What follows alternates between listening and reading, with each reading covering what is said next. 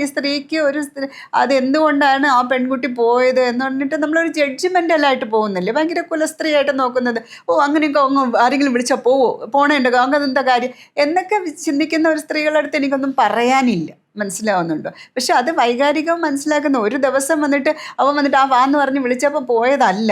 അവൾ അത്രത്തോളം വിളിച്ച് ഇല്ലാത്ത പ്രോമിസസ്. മനുഷ്യനാണ്, ഒരു ചെറിയ കുട്ടിയാണ്. ഏറ്റവും ലാസ്റ്റ് ഞാൻ കേട്ടത് 23 വയസ്സുള്ള കുട്ടിയാണ്. ആ കുട്ടി അവിടെ പോകണമെങ്കിൽ അവൾ അത്രയും പറഞ്ഞ് കല്യാണം കഴിച്ചോളാം. അവൾ വീട്ടിൽ പറഞ്ഞപ്പോൾ ആദ്യം പറഞ്ഞു വേണ്ട, രാഷ്ട്രീയക്കാരനാണ്, വേണ്ടാന്ന് പറഞ്ഞു. പക്ഷെ എന്നാൽ പോലും അവളും പിന്നെയും വിചാരിച്ചു എന്നോട് അത്രയ്ക്ക് സ്നേഹമായിരിക്കും, എന്നെ അത്രയ്ക്ക് ഇഷ്ടമായിരിക്കും. കാരണം തേനും പാലും ഒഴിക്കുന്ന രീതിയിലായിരിക്കും സംസാരം.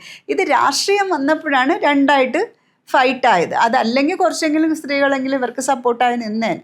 ഒരിക്കലും നിയമപരമായി ഇത് പൂർണ്ണമായും തെറ്റ് തന്നെയാണ്. വിത്തൗട്ട് കൺസെൻറ്റും വിത്ത് കൺസെൻറ്റും ആണ് റേപ്പ്. വിത്ത് കൺസെൻറ്റ് എന്തെങ്കിലും രീതിയിൽ ഒരു കൺസെൻറ്റ് വാങ്ങിയിട്ടുണ്ടെങ്കിൽ അത് പിന്നീട് അത് പരാതിപ്പെട്ട കേസ് തന്നെ. ഓരോരുത്തർ പറയില്ലേ പീഡിപ്പിക്കുമോ, 4 പ്രാവശ്യം പീഡിപ്പിക്കുമോ, 5 പ്രാവശ്യം പീഡിപ്പിക്കുമോ, അതൊക്കെ അറിവില്ലായ്മയാണ്. കേട്ടിട്ടുണ്ടോ അത് പറഞ്ഞത്?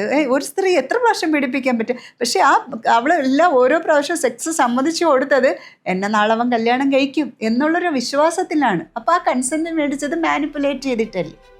അതാണ് നമ്മൾ FIR ഇട്ട് കേസെടുത്തത്.